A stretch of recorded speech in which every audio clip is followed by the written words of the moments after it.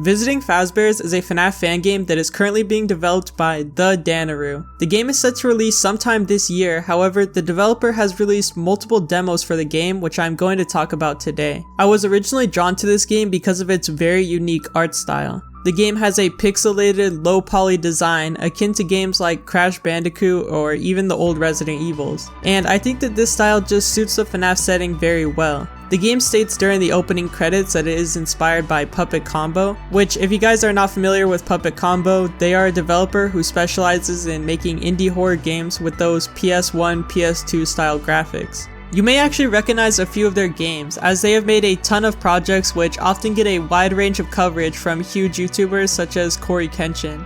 Oh my god! Nightwatch, Northbury Grove, and Nun Massacre are some of the more popular games they have made, just to name a few. This art style just works so good for Fnaf in my opinion, because the PS1 actually came out around the time Five Nights at Freddy's takes place, so it just gives it that retro feel that the series should really have. Graphics aren't the only thing good about this game though, not by a long shot. Originally, I was thinking it would just be a quick tech demo to show how the graphics would look, but I was terribly mistaken. What I found was actually a very challenging yet addicting gameplay loop that had me playing for a few hours. Now, one demo is clearly a step up from the other. I mean, it's literally titled Visiting Fazbears Remastered, but I still decided to showcase both of them in this video as I feel they both feature a few notable differences in gameplay and presentation. And while one is clearly superior in gameplay, I'm not actually sure which one I prefer graphics wise. Anyways, enough with the introduction, let's just jump straight into the first of the two demos, titled Visiting Fazbears.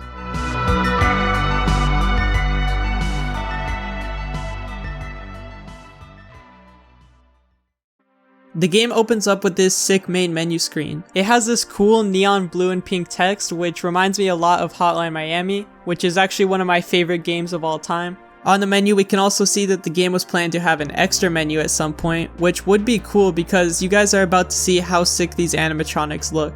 Anyways, after clicking play, we are brought to a brief cutscene that reads, "Charlotte is not nearby. She is busy trying to find him. It's just me and you, just like it's always been. It's been years now since they tormented you. I can help you avoid them if you collaborate. You know what I want. We can try. It could work. It could work." We are then taken to this screen which gives us a brief on night 1. We learn that this Fredbear plush serves as a flashlight for us, and we are also told that Bonnie and Chica will be attacking us during night 1. After this, we actually load into the game, and here I think is a perfect time to explain the gameplay. So being a Unity game opposed to a Click Team one, this game actually is in the first person perspective. And typically I shy away from first person Fnaf games as I don't think it's very fitting for the genre, but in this game it actually works so well. The whole game takes place in the pizzeria from Fnaf 1. You can go wherever you want, whenever you want. They got the stage area, parts and service, the closets, the office, all of it. And the developer did such a great job modeling the entire building. And since I'm already familiar with the whole layout of the Fnaf 1 pizzeria, it took me no time at all to know exactly where I was going. Our goal throughout the 3 nights this demo features stays the same every single time. First, we must repair the Fredbear animatronic by finding 4 parts scattered around the building. You can't hold more than 1 part at a time, so every time you find a part, you need to safely make your way back to the parts and service room to attach it. You also can't build the animatronic in the wrong order. For example, you can't attach the arm before placing the body because that wouldn't make sense. So if you find an arm laying on the ground before attaching the body, you just can't pick it up, which I mentioned because the remaster improves on this so much.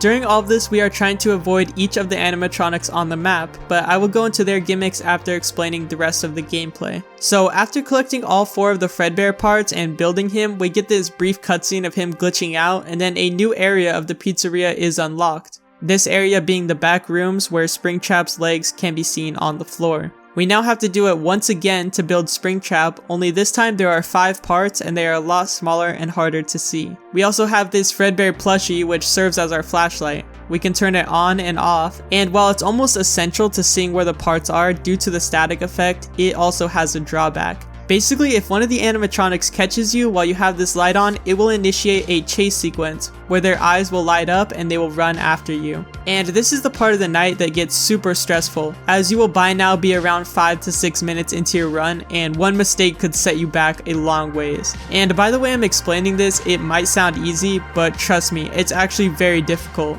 On night 1, we are tasked with only going against Bonnie and Chica, and Chica's gimmick is that after spotting you, she will be able to sense your location for a while, even after the light has turned off. Bonnie's gimmick is that he can't sense you as long as Chica after you turned your light off, but he does run a lot faster than Chica does. And you might be thinking, well, just don't turn your flashlight on the whole game and it should all be fine. Well, not necessarily, as even when they have not spotted you, these two are always running around the pizzeria. And there would be so many sections where I would go into the office area looking for a part, and Bonnie would come down one hallway while Chica came down the other, basically completely screwing me over. You need to be very cautious around these two. But I never felt that it was unfair, and the AI feels almost perfectly balanced. It's not too hard, but it's also extremely challenging every time you play. And there were a few close calls where I had to harness my COD Zombies training skills just to avoid getting jump scared. On night 2, we are introduced to the third animatronic we will be going against, which is of course Freddy himself.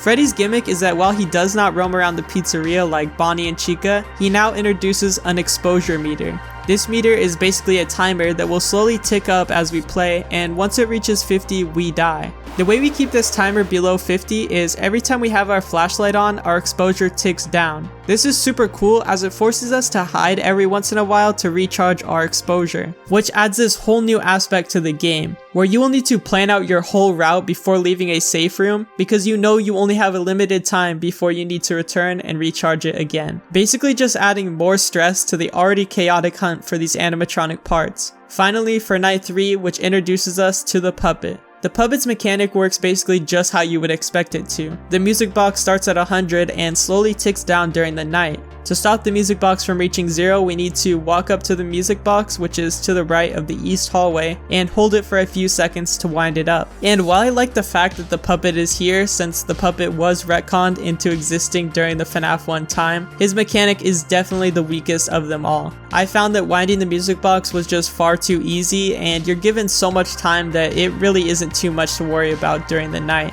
and just serves as more of an annoyance than anything. It's such a shame that the other nights aren't available because we can actually see Foxy in Pirate's Cove, and I can only imagine what kind of terrifying mechanic he would have been given if the game was completed. Overall, super cool overall gameplay and very unique from anything I've ever seen from a Fnaf fan game. The mechanics feel great and challenging, but not unfair. Now, before I talk about the remastered demo, I quickly want to comment on the graphics. First off, I absolutely love how these animatronic designs transfer to the low poly look. They look absolutely horrifying when they are roaming around the pizzeria. In this game, we play as the crying child, so we are rather short, and the way the animatronics absolutely tower over you is terrifying. I also love the way their eyes are completely blacked out. It makes them look like they are truly haunted, and seeing their eyes light up accompanied by their stage music when they are chasing you is just such a neat concept to me. The pizzeria is also modeled perfectly and everything just looks so great. They even have a few YouTuber pictures scattered around for references, like here's Fusion Z Gamer next to Pirate Cove, and oh look, they even featured me in here. One final thing I want to comment on about the graphics is this VHS effect that goes over your screen during the entire game. Now, some might find it annoying, but I actually think this is a great addition that the remaster is severely lacking. The way the pixelated animatronics blend in when the static is getting more noticeable on the screen leads to you consistently second guessing your eyes every time you think you see an animatronic close to you. This problem is also alleviated as soon as you use your flashlight, which is just such a good trade-off. You can see the animatronic more clearly now and won't have to trust your gut, but now you're risking getting caught by a lurking animatronic. Speaking of getting caught by the animatronics, the jump scares are also really well done and actually caught me off guard a few times while playing. Overall, these graphics are some of the most unique and just visually appealing graphics I've seen come out of a Fnaf fan game, so huge props to the developer there.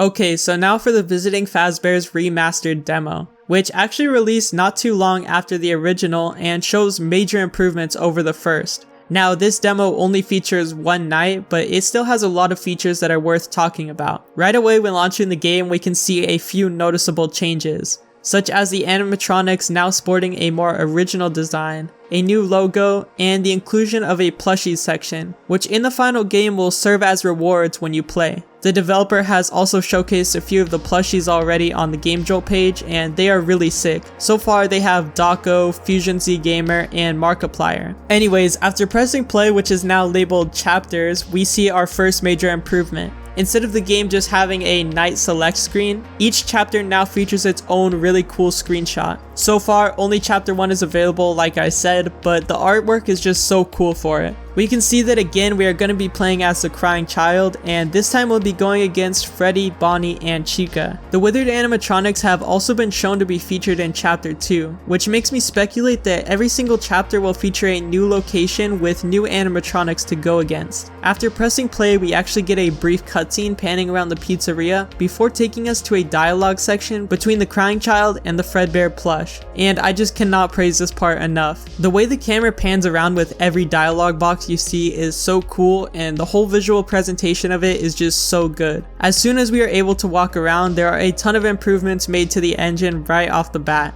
We are now able to look up and down, which was not present in the previous demo, where we were only able to look side to side. We can also see our body now, which is a really cool feature that the dev did not need to include, but just adds that extra bit of immersion. It also affects the gameplay a little, as now we actually physically need to look down to see our Fredbear plush. We also get a crouch button for when we need to hide from an animatronic, and the static effect used on the screen is a lot different now and makes it easier to see. It is now far less distracting during gameplay, which I think many people would prefer over the original, but is actually something I don't like as much compared to the first game. Everything feels a little bit too easy to see now, but that's just my preference. Overall, visually this game is an upgrade in every aspect. The goal in this night stays the same: roam around the pizzeria and collect animatronic parts to rebuild an animatronic. However, this time we only need to rebuild one animatronic, that being Fredbear. The mechanics of hiding from Bonnie, Chica, and Freddy are also the exact same, with the only difference being that the exposure meter has now been replaced with the sound of your heart beating. This is such a great change, as not only does it make the game way more stressful when you are constantly hearing your character's heart beating, but it also eliminates any need for the game to have a HUD, allowing the overall experience to be more immersive. By far the best thing they added to this remaster though is the inventory system. Now, instead of being able to only carry one thing at a time, you can now carry 4. This paired with the inclusion of a new feature where you must hunt around the pizzeria opening cabinets to find keys in order to unlock a box makes the gameplay loop so much better. One of the coolest byproducts of this inventory system is this. So remember in the previous demo where if you found, let's say, an arm before you found the torso, you just couldn't pick it up? Well, now in this game that is not an issue. You are now able to grab that arm even if the torso isn't attached yet and drop it off right in front of the animatronic for later use. This whole inventory management system, while pretty simple right now, could grow into something truly amazing. I can only imagine once the game is finished and we have to juggle between more than just parts and keys, it's going to get really chaotic and stressful.